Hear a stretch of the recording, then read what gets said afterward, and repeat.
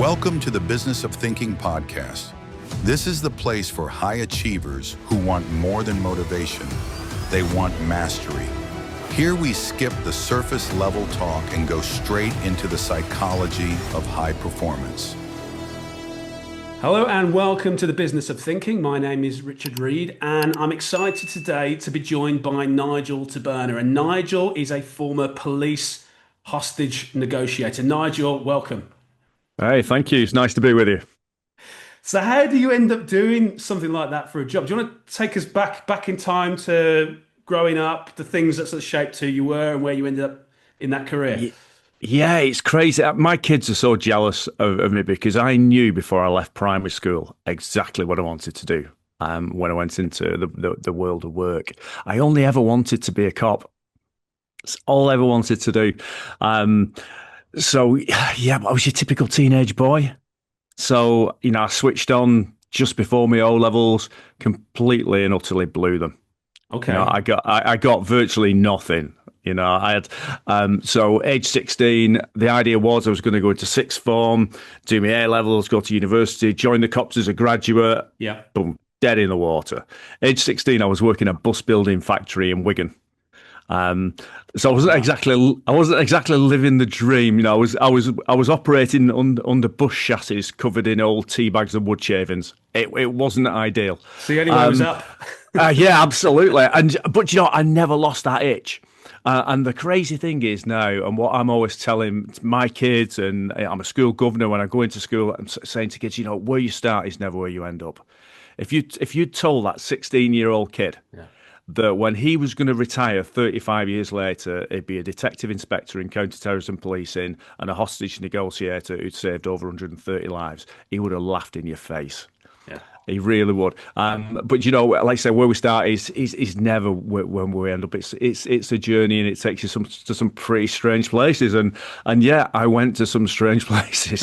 I ended up joining the police. I served as an apprentice with this bus building factory, then joined the police. So I joined Greater Manchester, which was my local force. Yeah. I went to Moss Side in the early 90s, so 1991, straight into Moss Side. Yeah, so those of you who don't know, who are listening to this from abroad, Moss Side is a part of Manchester you don't want to go to unless you have to.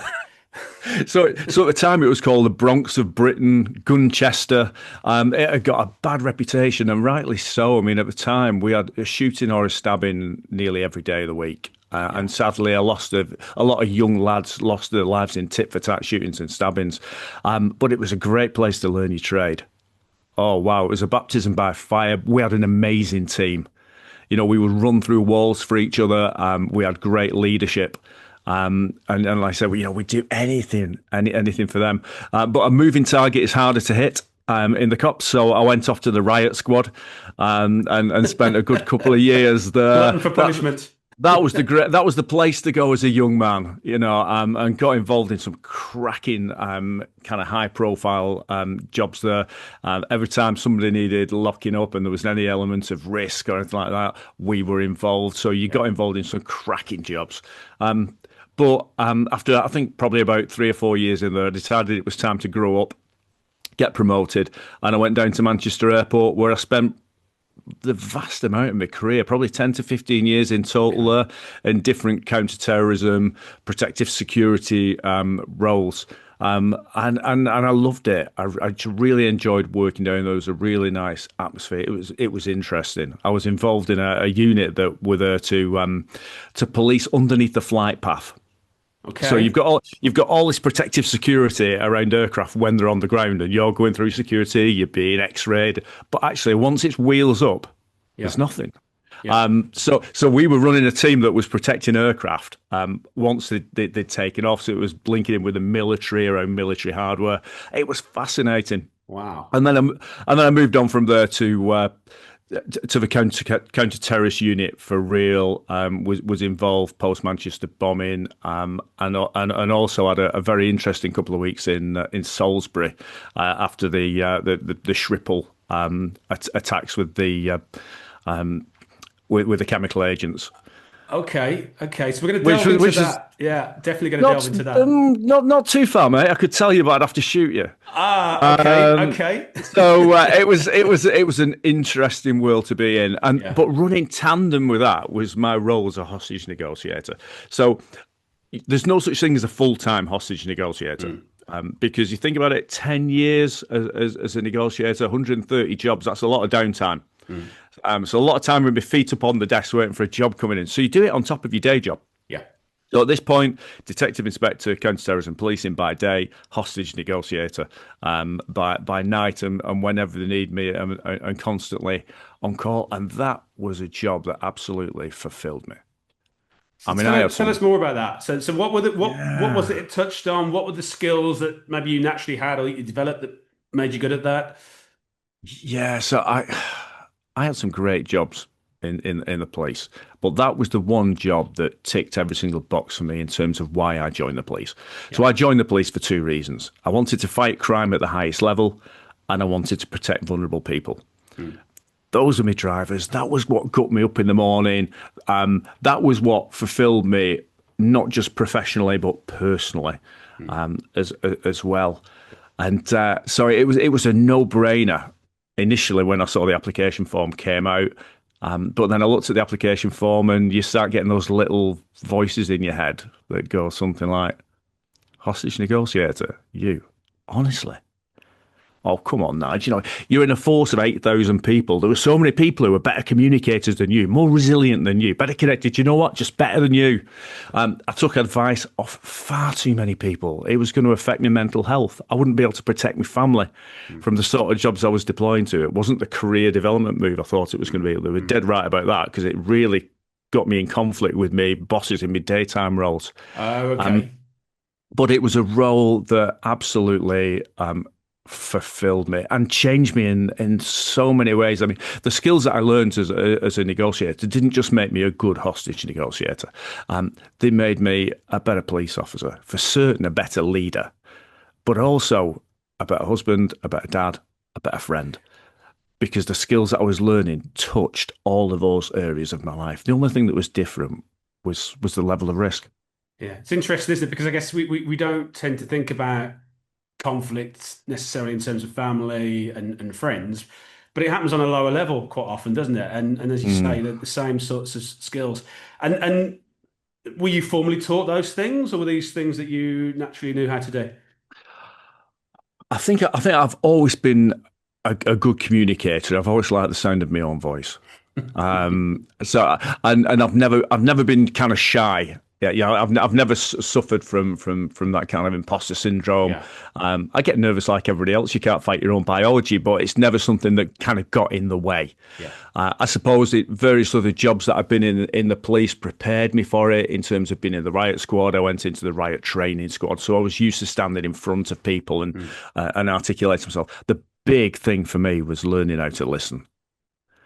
Learning how to listen and manage a conversation, because that is the key skill of a hostage negotiator. It's not smooth talking. It's not being able to articulate yourself in dangerous situations when everybody's losing their head around you. It's actually the ability to listen, to understand, to make people feel like that in that moment they're the only person in the room, so that they tell you stuff. yeah, And to learn how sometimes less is more. Keep your mouth shut, make room in the conversation for them, manage a conversation so that the focus is on them. If I'm talking more than 20% of the time in a negotiation, I'm talking too much. yeah. Because if I'm talking, I'm learning nothing. If you're So talking, true. I'm learning stuff. And all the time as a negotiator, I'm thinking, what did you say? What did you mean? How can I use it?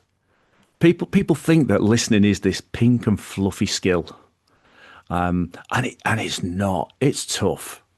Yeah. It's tough. If I'm intentionally making room in the conversation so that you have to speak, if I'm intentionally using prompts to take my turn in the conversation rather than asking you a question, so that you give me more information so that I can influence you, there's nothing pink and fluffy about that.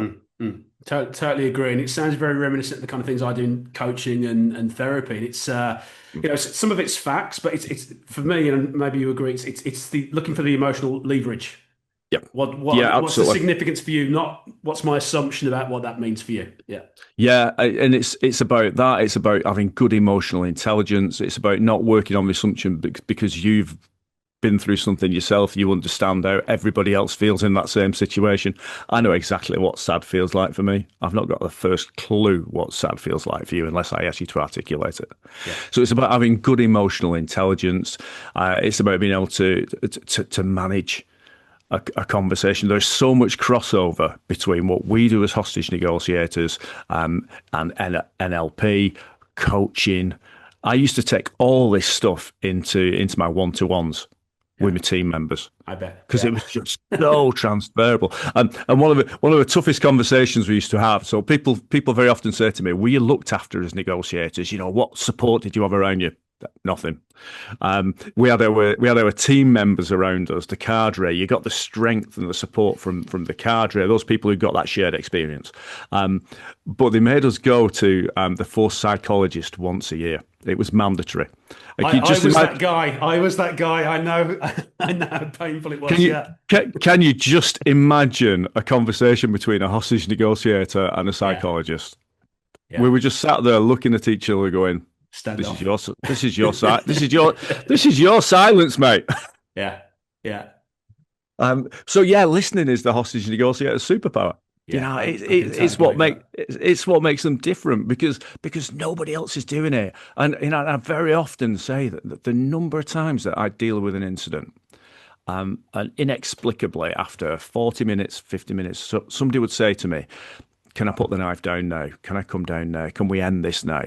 And I'd say, "Yeah, sure, come on." Yeah. And as we're walking back to a police car or an ambulance, I'd just say, "If you don't mind me asking, why did you change your mind?" And the number of times that people said to me, "Because nobody has ever listened to me like that before," Wow. really paints a story about how we value listening as a society. You can always tell when somebody's not listening because they'll say to you, "Go on, I'm listening."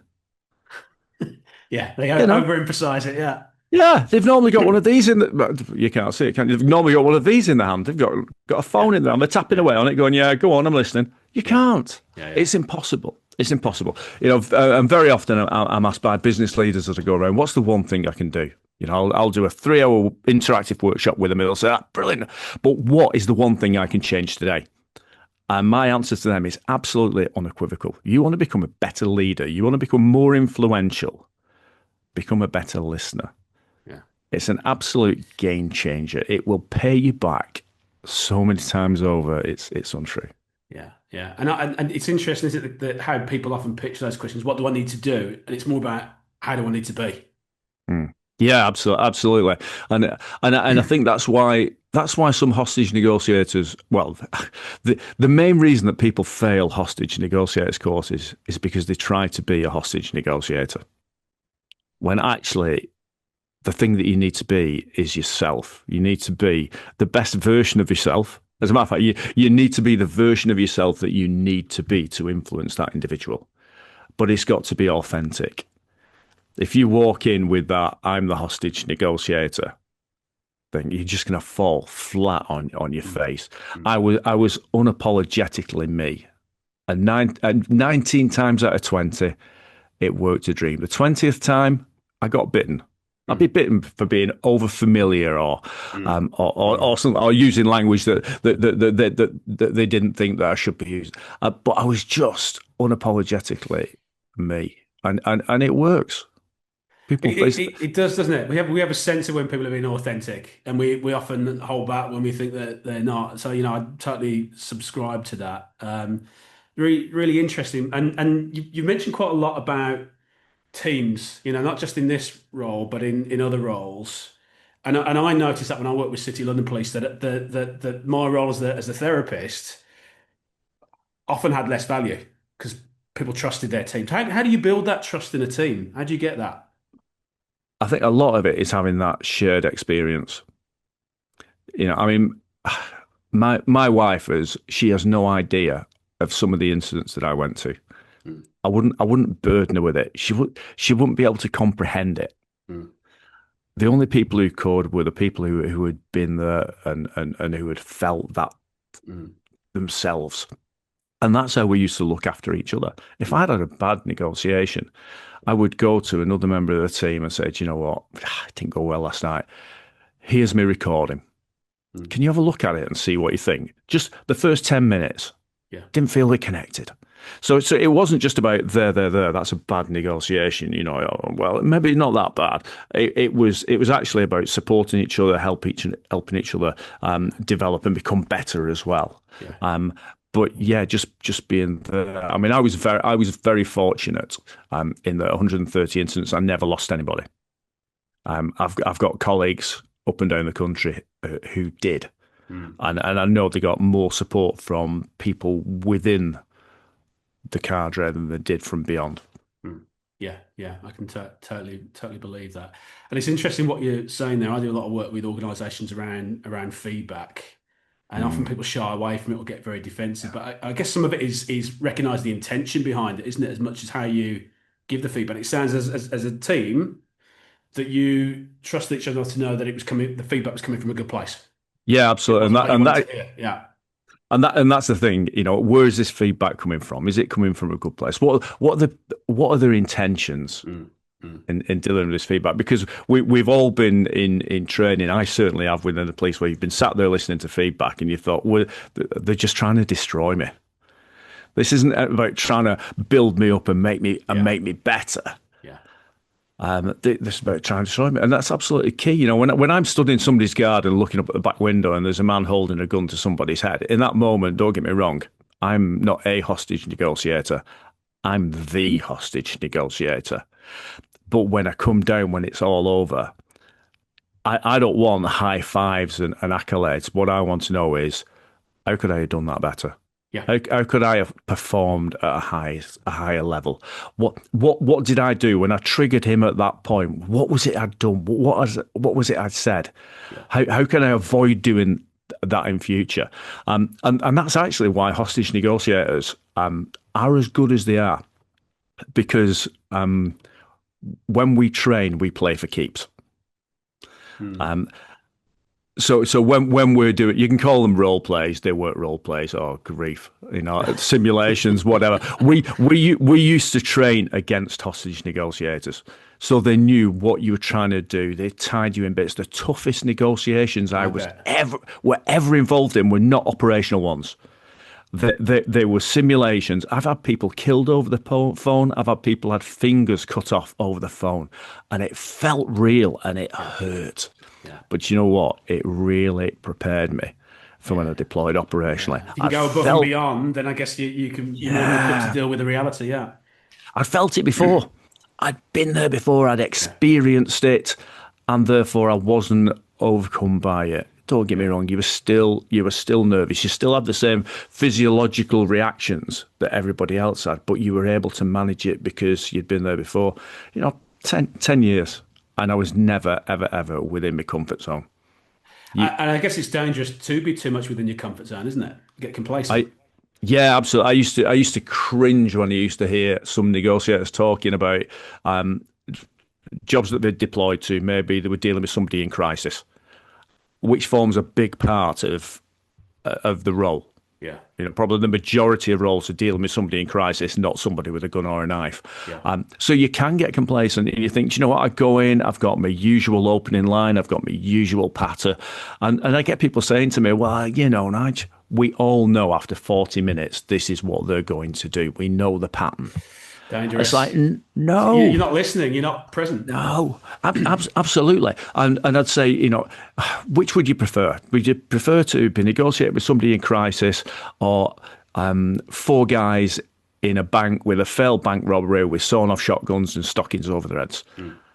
Give me the armed robbery gone wrong every day of the week. That is not where the risk is. But it's when you're doing it a lot, and it's the same in any role, in any business, in any walk of life. If you're doing it on a regular basis, you become complacent. Yeah. You find yourself walking into one-to-ones with members of a team thinking, this is going to be a difficult one-to-one, but I don't really need to do any prep because I've had more difficult one-to-ones than hot dinners. Yeah. I can busk it. Yeah, I can 'cause busk you it. start to objectify people, don't you? You don't see them for who they are and what they're bringing. Yeah, yeah. Or you go into a business negotiation. Well, do you know what? We'll be good. We've negotiated with these the last 4 years. We know how it's going to turn out. As soon as you start saying to us, we know how it's going to turn out. Slippery That is slope. that's when the wheel starts to wobble. Yeah, yeah, I totally believe that. Yeah, yeah. And you mentioned a few times about emotions, and as I fully agree. As any kind of situation, it automatically generates particular responses, doesn't it, physiologically? How have you learned to manage those over the years? Because I think this is a challenge for lots of people. Often emotions get the better of them. Yeah, there's two things that kill a negotiation. One of them is ego, and the other one is emotion. We make terrible decisions and we behave really badly when we're emotional. But very often when you're dealing with somebody like that, you kind of you find yourself saying stuff like, "Well, let's just park the emotions and let's deal with a substantive issue." You can't. You've got to deal with a person. You've got to deal with that person. You've got to make them playable. So you can't kind of shuffle it to one side. You've got to go in there, and to be honest, you've got to get your hands dirty, and you've got to go and start asking the right questions, the ones that everybody's really, oh, I don't even want to go there. Those are the questions you've got to deal with, because you kind of got this seesaw where you've got pretty much most of us are in balance all the time. But every now and then, somebody's levels of emotions will go up. And what that means is you've got an equal and opposite movement in their ability to think rationally. And that is when people are going nuts in the office. That's when people are waving knives around. That's when domestic disputes turn into violence, and we end up getting deployed because people are kind of there. Yeah. Yeah, And what we've got to do is we have got to right that seesaw. We've got to bring them back into balance, restore rational thought, and then we can negotiate. yeah. People think that we as negotiators, actually, I mean, people think that we negotiate full stop. We rarely negotiate. It's a total misnomer.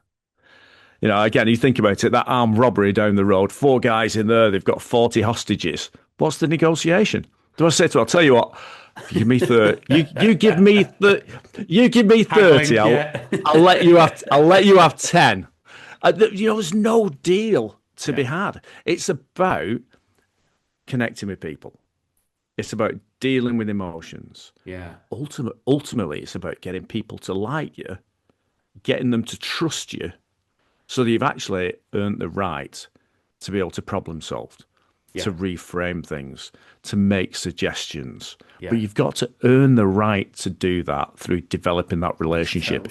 It's all about people. It's about people. It's not about problems. You go in there focused on the problem, you are going to fall on your bum. Yeah. Go in there and make it about people, and actually, do you know what? You stand a chance.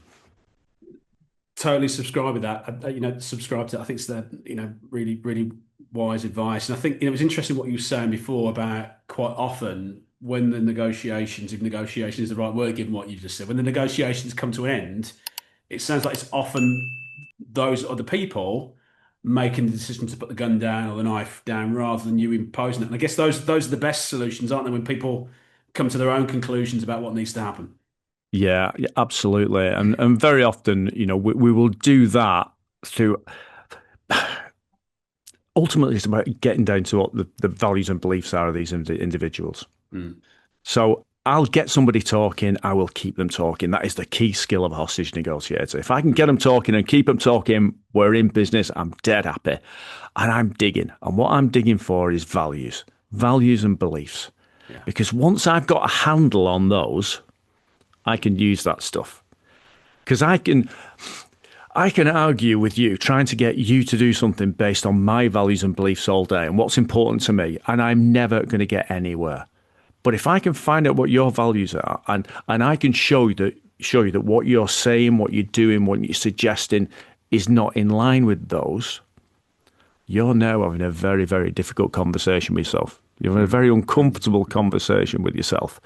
And that is how we get people to change the behaviour. If I can point out to you that your actions are not in line with your values, I can get you to change your behaviour quite quickly. And that is when you get people saying, can I put the knife down now? Can I come down now?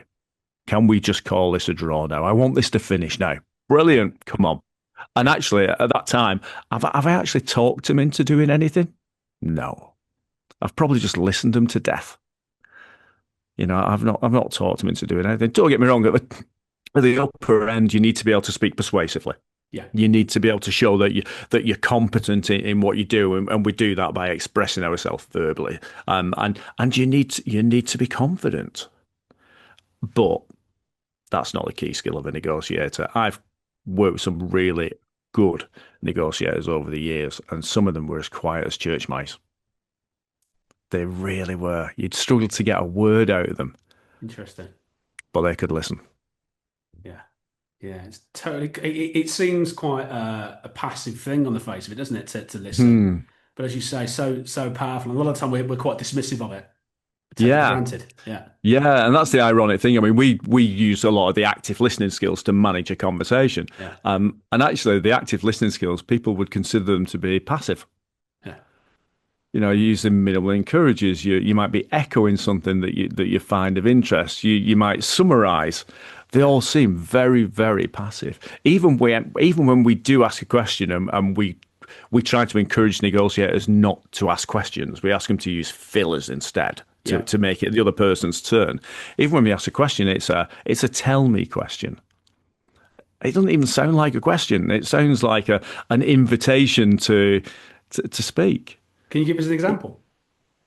Yeah, I would use a tell me exactly, describe to me in detail, show me precisely type question. But when I say to somebody, I get the impression that you've come here today because somebody's really hurt you. And they go, yeah. All I need to do to open that is just go, tell me about it. Yeah. And they're away. As negotiators, we love tell me questions. Because, like I said, people don't see them. I mean, my youngest, you sit him at the dinner table and you start asking him questions. And they hate it. 3 questions in, he's going, why are you attacking me? So true. They get suspicious. Yeah. Yeah. But if I say to him, tell me this, he doesn't see it as a question. He sees it as me saying effectively, it's your turn, mate. It's really, really clever. We ask rubbish questions and we get next to no information. But actually, do you know what? If you start actually thinking, if I'm going to ask a question, I'm going to ask a quality question. Rather than just structuring my conversation, question after question after question, which is what we do. Yeah, we tend to do it unintentionally, don't we? We, as you say, we're quite lazy. We often ask the first question that comes into our heads. And it's often quite a direct question about facts, isn't it? Not necessarily one that gets into the emotions, yeah. Yeah, I mean, an example I very often give is if I said to you, I'm going on my holidays, what's the natural question that most people would ask? Yeah. Where are you going? Oh, I'm going to Corsica. Oh, never been to Corsica. Been to Cape Verde. Went there a couple of years. And now you start telling me about your trip to Cape Verde. Yeah, Corsica gets... Yeah, Corsica is now completely forgotten about. It's in the dim and distant past. Yeah. Well, actually, I'm going on holiday because I just need to get away from it all. But we're not having that conversation. Yeah. If you said to a hostage negotiator, I'm going on my holidays, I would like to think that they quizzically put their head on one side and go, holidays? They've taken their turn of a conversation and it's now your go. And you're going to tell them about whatever it is. You want to tell them, yeah, do you know what? We need to get away. We just need to get away. Oh, I get the impression you're having a tough time in work.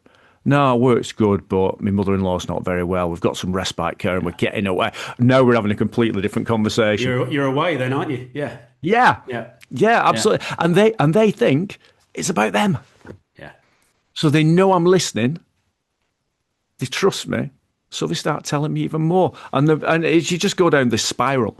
And until they can't help themselves. This nonsense about being able to control what comes out your mouth. You can't. If I give you enough room in the conversation, you're going to fill it. So every time my turn of a conversation, when it's my turn, that it has one purpose: to make it yours again, so that you tell me more. I'll watch out for that. yeah, you don't. Yeah, I'm a nightmare in the pub. So yeah, if I'm chatting to a guy and he's talking about daughter, inexperienced negotiator is going to go, oh, you got a daughter, you need to put the knife down for your daughter. but I'm not. It's too He's going direct, to tell, isn't it? Too ah, direct. he's going to tell me about daughter, and I'm going to wait till he's finished, and then I'm going to go, she sounds like the apple of daddy's eye. And he's thinking, well, it's my turn again. So he tells me more about daughter, and he gets to the end, and I go, sounds like she's got you wrapped around your little finger. And he's thinking, but heck, it's my turn again. So I've now had 3 strikes for the price of one about daughter because I've not jumped in with a question. I've jumped in with a bit of fog language, a filler that says nothing, takes my turn, makes it his again. Fascinating stuff. But you have to practice this stuff. It has to become a third sense. So, a lot of people, when somebody's talking to them, will be nodding along. It's automatic.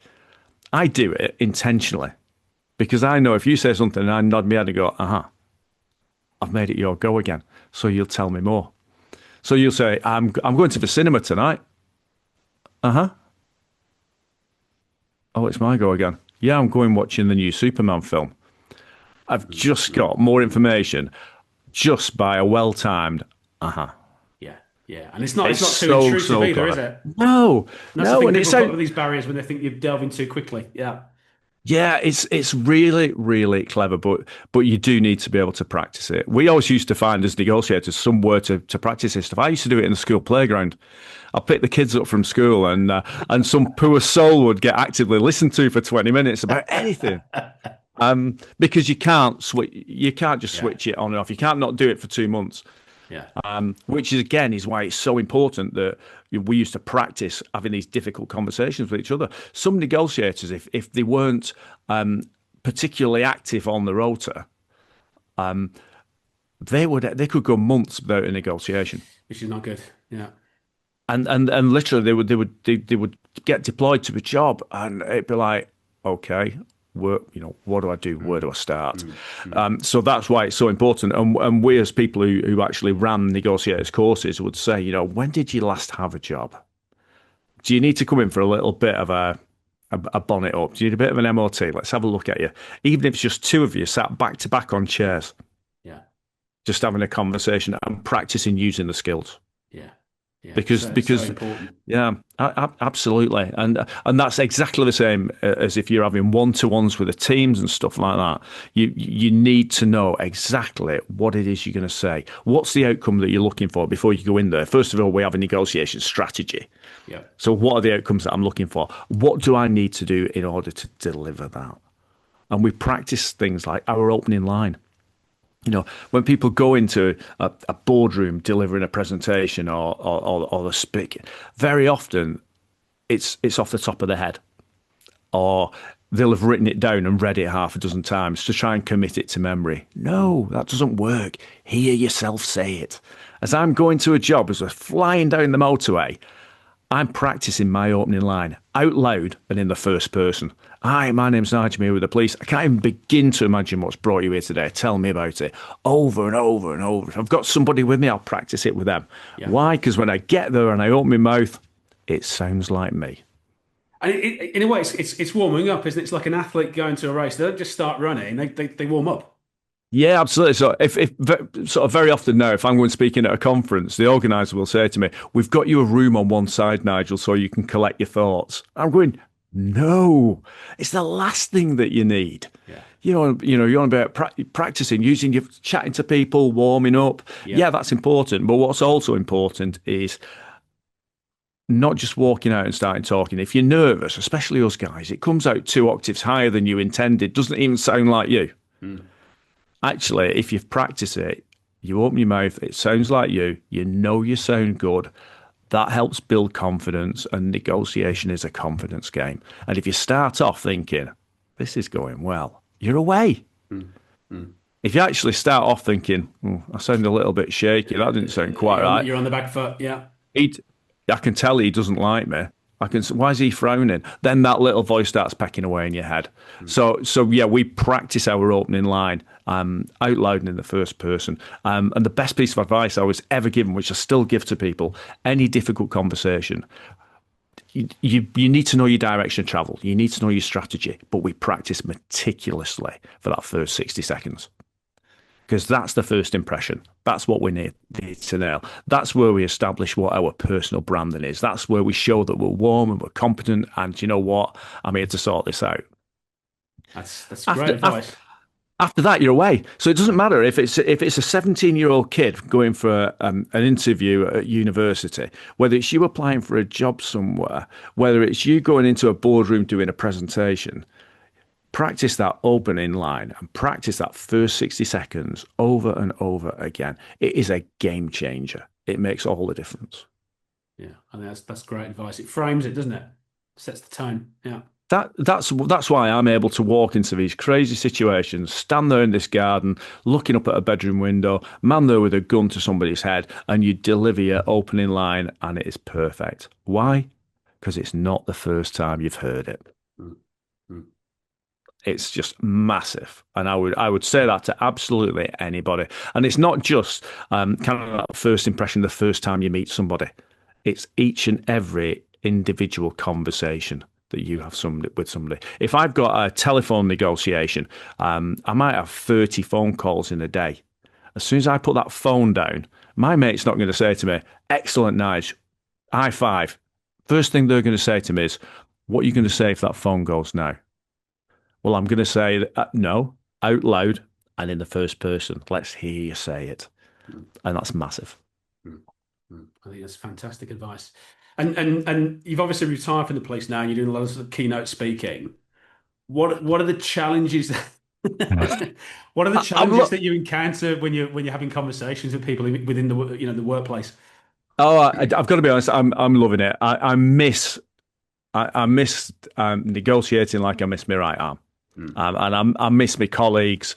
I don't miss the politics, but I miss all that. But I love what I do now. So a lot of the time, I'm either doing conference speeches or half-day workshops. And I've got to be honest, it is so easy. Because when I sit down and think about the transferable skills from hostage negotiation into business, there's just so many of them. It is not difficult to actually make it relevant. Because ultimately, we're all in the world of influence. And like I said to you before, hostage negotiators don't negotiate, we influence. And we all influence. We all have those touch points each and every day, whether it's at home or at work, when we need to get people to do things differently. And I have got this toolbox of tricks, which I can open up. I can wrap around some amazing stories that will be sat on the edge of your seats, but make it relevant to business. And you can see lights turning on around the room when people are thinking, do you know what? Oh, grief, I wish I'd known that 20 years ago. Yeah. I wish my team knew that. It's just simple stuff around conversation management, being able to listen. The scariest thing in the world, having those horrible, nasty conversations, those difficult conversations. How do you approach the elephant in the room? Every time I went to a negotiation, we had to deal with the elephant in the room. Yeah. So how do you do that? So it's great, and I'm loving it. I suppose my biggest challenge is kind of on that first kind of introduction call where people look at hostage negotiation and think that it is so far removed from the world of business. So it's articulating the relevance of that at an early stage and saying, this is what it's all about. This is what I teach your people to do. Yeah. This is what, if you do this better, these are the outcomes that you're going to get. Because people would probably look at my website, for example, and go, sounds fascinating. I bet he can tell some great stories, but so what? Yeah. What's this? So Yeah. So I've got to be good at articulating exactly what that so what means. Yeah. I can understand that. But I from what you've said today, I can definitely see the correlation between what you do and any walk of life, but particularly business. And absolutely, something that's fundamental. So many people don't think about it or get it so wrong. Yeah. You'd be surprised. People who are in senior positions within big companies saying, "Oh, grief! I wish I'd known that." That is, and they look at you like you've just used some kind of Jedi mind trick. But actually, what you've done is just shown them a very, very simple piece of language. As simple as if you're dealing with the elephant in the room, you want to have that conversation everybody else is absolutely terrified of having. All you've got to say is, "I get the impression that." and then stick it on the end. It is very, very difficult to take offense. You can have the conversation that everybody else in the room is dreading having just by saying, I get the impression that. So it's not even difficult stuff. It actually is. It's good communication skills. Yeah. It's just good emotional intelligence, good communication skills. Get them talking, keep them talking, listen like your life depends on it. And then that is where the magic happens. Yeah. Brilliant. Love it. Absolutely love it. You mentioned Jedi mind tricks. How does your wife deal with this? Does she is she resistant to it? Does she know the tricks? Shh! Don't say anything, mate. Don't let her watch this. Yeah.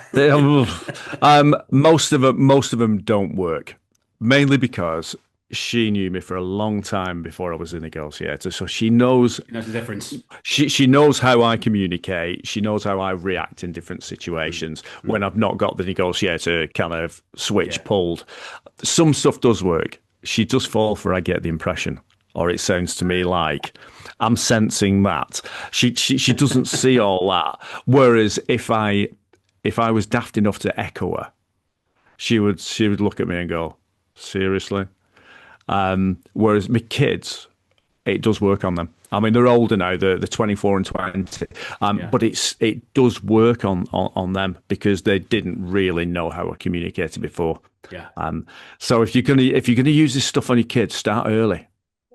Make it a part of how you communicate with them. Yeah. Don't pepper them with closed questions. They hate it. Yeah. If you're gonna ask a question, make it a good one. Use fillers. And just use good questions and you're away. But start off early. Don't think, oh, they've suddenly become a teenager, I'm going to have to up my communication skills. Doesn't work that way, yeah. Nigel, it's been fantastic chatting with you today. I think some really useful nuggets in there for people watching or listening. Any final thoughts that you want to leave people with? Oh yeah. I suppose the one thing I would say as a negotiator, and it's going to sound a little bit weird, is just be kind to yourself. Sometimes we talk to ourselves in ways that we would never speak to other people. That little voice in your head that pecks away at you and tells you stuff that you're not good enough, that you're never going to make it. And actually, it's nonsense. You need that little voice in your head as you go into these difficult conversations telling you, do you know what? You've got this. When I'm stood in that garden, looking up at that window with that guy with that gun, I'm not a hostage negotiator. I am the hostage negotiator. I've got everything that I need to be able to sort this out. Yes, afterwards, we debrief, we try and do things better. But in that moment, I'm enough. So yeah, just be kind to yourself and just banish those thoughts that you can't do it. I said, just remember that 16-year-old kid lying under the bus chassis up in Wigan.